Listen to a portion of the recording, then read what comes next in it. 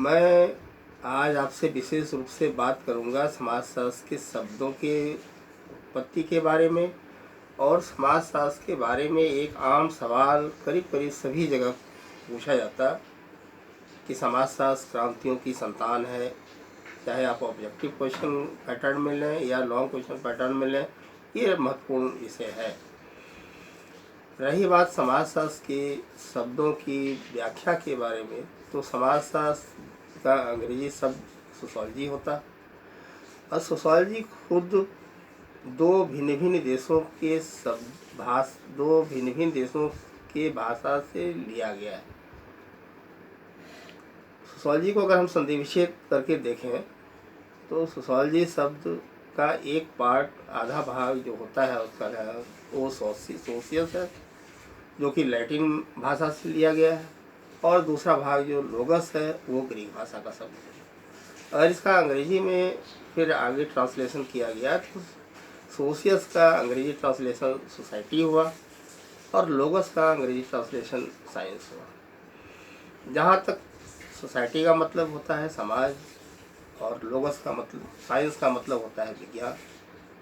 तो दोनों को अगर हम एक साथ मिला के देखें तो इसका मतलब इस शब्द का ही अर्थ निकलेगा कि वो विज्ञान जो समाज का वैज्ञानिक अध्ययन करता हो वो विषय समाजशास्त्र कहलाएगा। आगे चलकर इस मुद्दे पे बड़ा कुछ लोगों ने उनकी आलोचना भी की। जो फादर ऑफ सोशोलॉजी के माने जाते हैं, इस सब की रचना जिन्होंने किया वो अगस्त कॉन्त माने जाते हैं। अगस्त कॉन्त को हम फादर ऑफ सोशोलॉजी के रूप में जानते हैं। अगस्त कॉन्त का पूरा नाम ही था इसिडोर अगस्त मेरी फ्रैंकोइस जेवियर कॉन्त। ये फ्रांस के दार्शनिक थे। इनके बारे में आगे हम बात करेंगे। फिलहाल अभी आप ये मान लीजिए, इस मुद्दे पे ध्यान दें हम कि समाजशास्त्र विषय की आवश्यकता क्यों पड़ी। और ऐसा भी नहीं है कि समाज के बारे में कल्पना या चर्चा अगस्त कॉन्त के पहले नहीं होती थी, ऐसा नहीं है। समाज के बारे में चर्चा तो प्राचीन काल से चला रहा, ईसा पूर्व के काल से, जब खासकर प्लेटो और अरस्तु का काल माना जाता है। प्लेटो, जैसा कि हम सबको पता है कि इनका जन्म एथेंस में हुआ था 427 ईसा पूर्व में, और उन्होंने दरअसल यहाँ भी एक बड़ा इंटरेस्टिंग कहानी है प्लेटो के बारे में भी कि प्लेटो का मूल नाम एरिस्टोक्लिस था। बाद में उनको प्लेटो कहा जाने लगा क्योंकि प्लेटो का मतलब ही होता है अफलातून, और अफलातून का शाब्दिक अर्थ होता है वो व्यक्ति, वो इंसान जो शारीरिक मानसिक रूप से स्वस्थ हो और जो अपने आप को औरों से ज़्यादा बुद्धिमान समझता हो। प्लेटो सर्वगुण संपन्न थे, जाहिर सी बात है, पूरी दुनिया जानती है, इससे इनकार तो किया नहीं जा सकता। प्लेटो ने समाज के बारे में, आदर्श राज की जो उन्होंने अपनी कल्पना की या अपनी बात रखने के लिए उन्होंने कई पुस्तकों की रचना भी की, जैसे the Republic, Statesman, the Laws आदि कई रचनाएं हैं उनकी। इसमें द रिपब्लिक उनकी बड़ी फेमस रचना है। द रिपब्लिक में ही उन्होंने एक आदर्श राज की कल्पना की, एक ऐसे राज जिसमें कि मनमुटाव ना हो, लोगों में द्वंद्व ना हो, लोगों में संघर्ष ना हो, एक यूटोपियन सोसाइटी की उन्होंने कल्पना की। हमारे विचार से तो शायद ये आज के व्यवहारिक समय में ये संभव नहीं है। खैर जो भी हो, इसी कारण तो उनको पश्चिमी विद्वान जगत में पहला यूटोपियन फिलोसफर माना जाता है। यूटोपियन का मतलब ही होता है स्वप्नलोक या कल्पना लोक, और जिस शब्द की चर्चा सबसे पहले सर थॉमस मोर ने 1516 में किया था। थॉमस मोर ने एक यूटोपियन, एक आइसलैंड की कल्पना की। खैर जो भी हो, और प्लेटो जो कि सुकरात के शिष्य थे, अरस्तु के शिक्षक थे, और फिर अंत में इनकी मृत्यु 347 ईसा पूर्व में हो गई। इनके शिष्य आगे चलकर, इनके शिष्य अरस्तु ने भी समाज के बारे में कल्पना की, राज व्यवस्था के बारे में कल्पना की, पारिवारिक व्यवस्था के बारे में कल्पना की। अरस्तु प्लेटो के तो शिष्य थे ही, और सिकंदर महान के शिक्षक भी थे। जैसा कि हम सबको पता है कि जिस राज व्यवस्था, और अरस्तु को तो राजनीति शास्त्र का जनक ही माना जाता। अरस्तु ने अपनी बात को रखने के लिए भी, उन्होंने भी कई पुस्तकों की रचना की, खासकर द पॉलिटिक्स, इथिक्स, रिटोरिक की रचनाएं की। ये कई रचनाएं की जो ये सब फेमस रही है। इसमें भी उन्होंने पॉलिटिक्स को सबसे ज़्यादा महत्व दिया, और पॉलिटिक्स को तो उन्होंने मास्टर साइंस की उपाधि दी, मास्टर आर्ट कहा उन्होंने।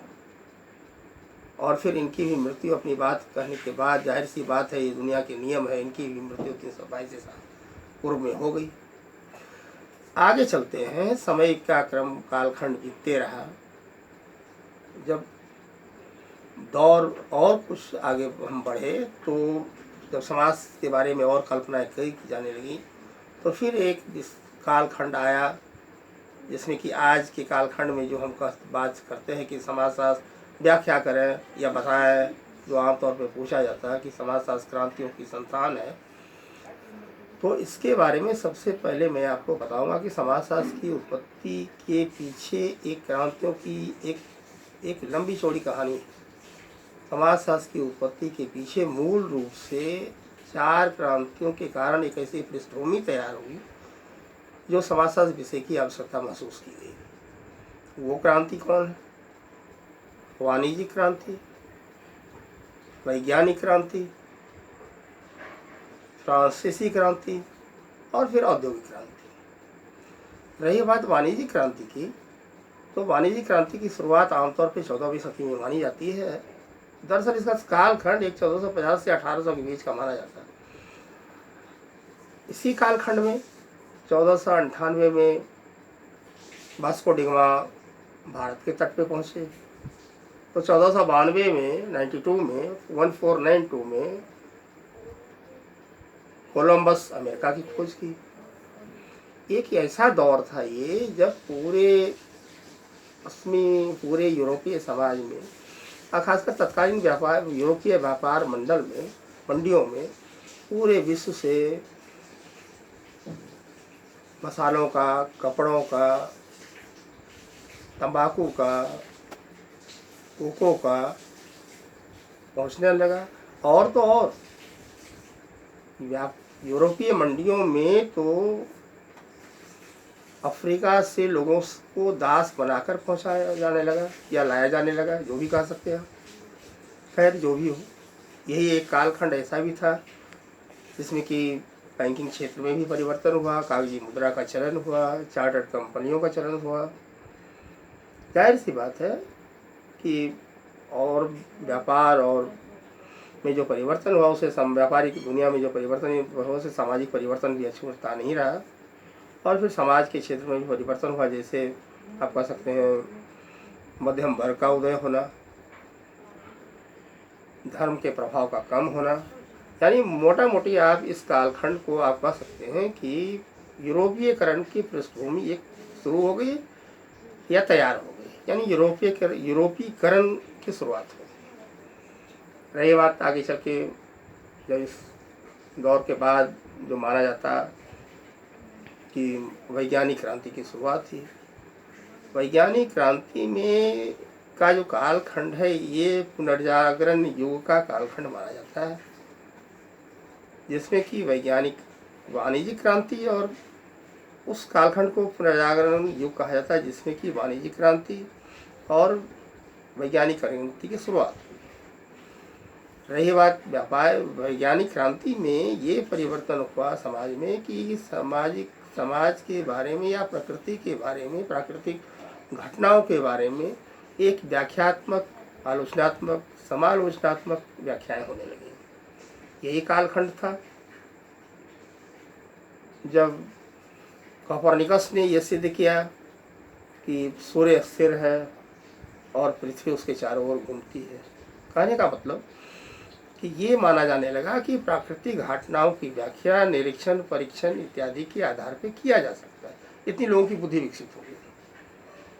समय का काल चक्र अपने ढंग से बीतने लगा और फिर फ्रांसीसी क्रांति का कालखंड आता है। हम सबको पता है, आपने भी पढ़ा होगा स्कूलों में, करीब करीब सभी कोई जानते हैं कि 1789 में फ्रांसीसी क्रांति हुई थी।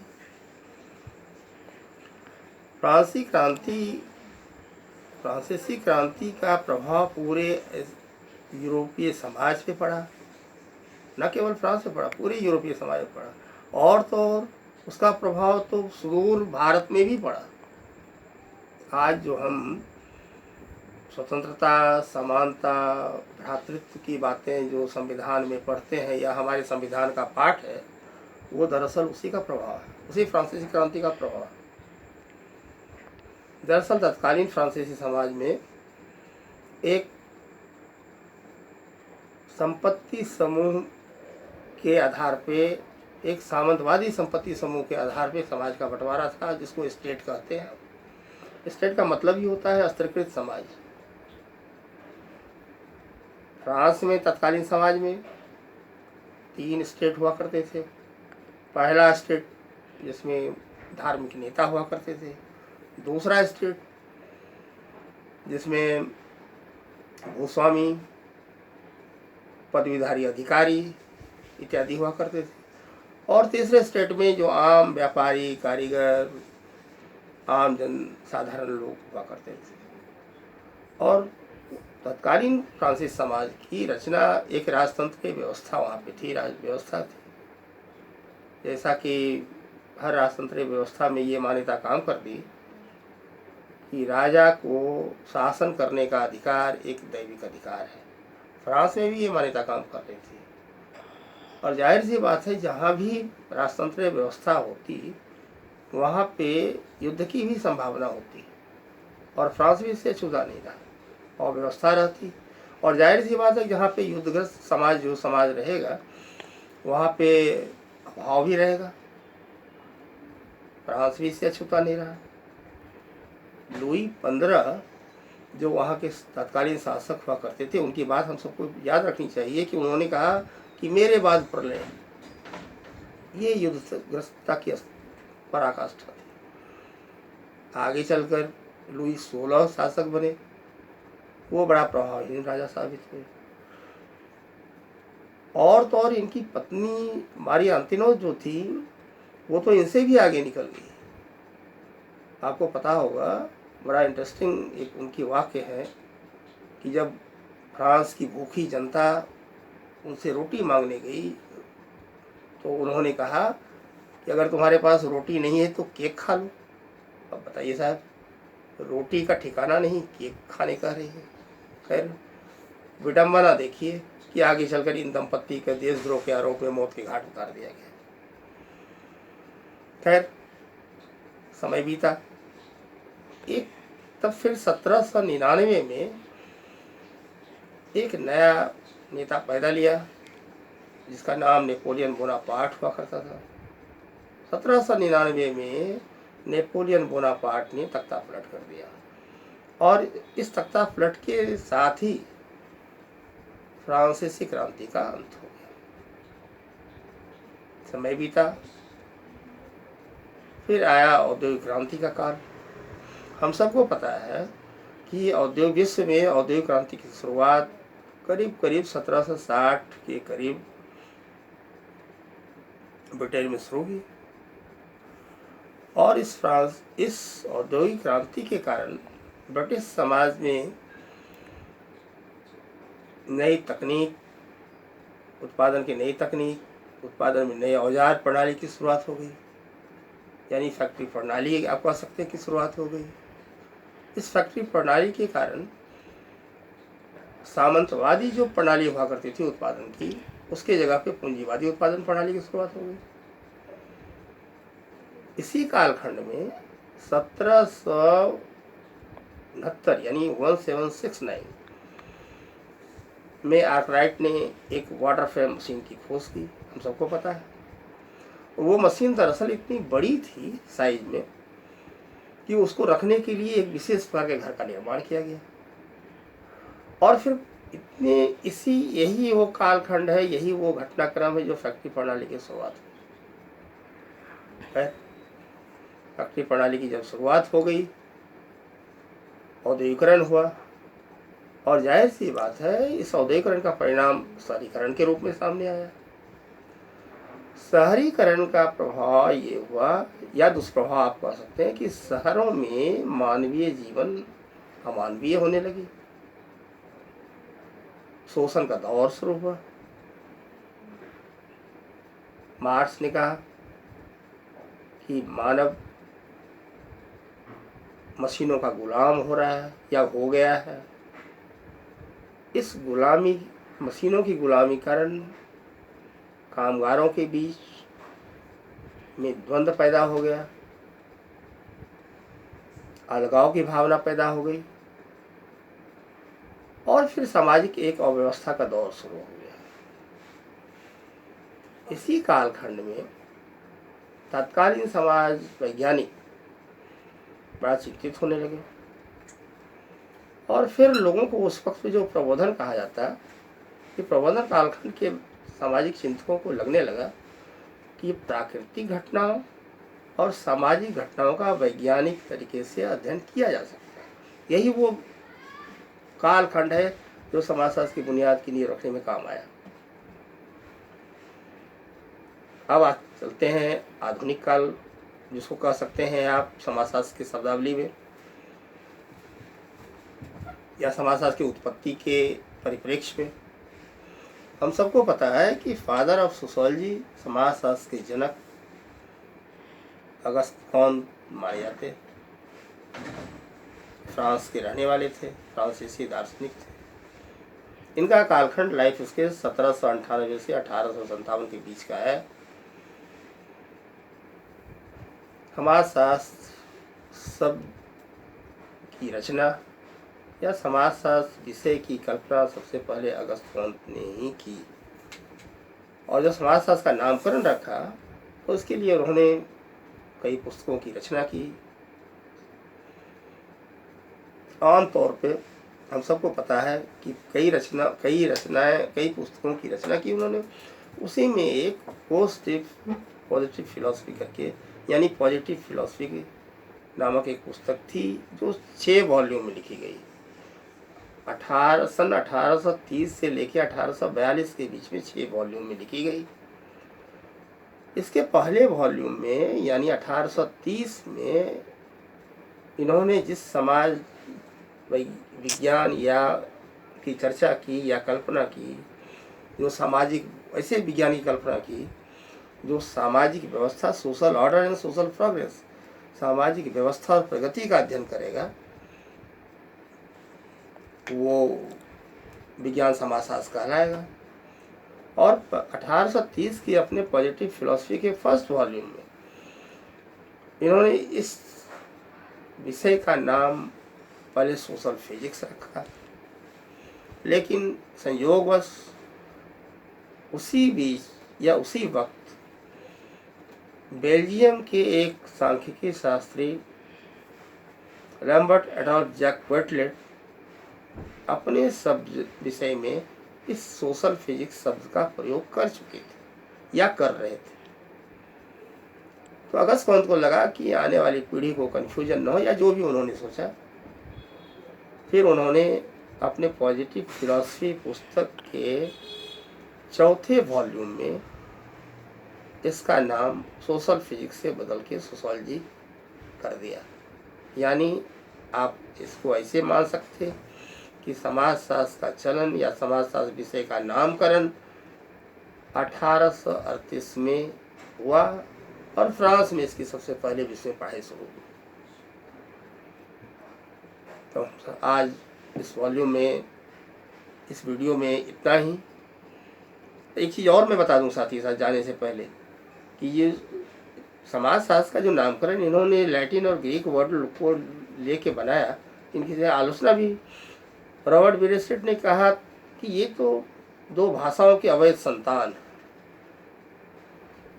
जॉन स्टुअर्ट मिल ने सोशियोलॉजी के नामकरण के लिए एक नया वर्ड का सलाह दिया, इथोलॉजी। हालांकि वो मान नहीं हुआ, सोशियोलॉजी ही चला और आज हम सोशियोलॉजी के रूप में ही जानते हैं। तो खैर जो भी हो, फादर ऑफ सोशियोलॉजी के रूप में इसिडोर अगस्त मेरी फ्रैंकोइस जेवियर कॉन्त जाने जाते हैं, जिनको हम संक्षेप में अगस्त कॉन्त नाम से हम समाजशास्त्र के छात्र उनको याद करते हैं। धन्यवाद। अगले वीडियो में हम फिर और विशेष जानकारी लेके आऊँगा, ये हमारा वादा है।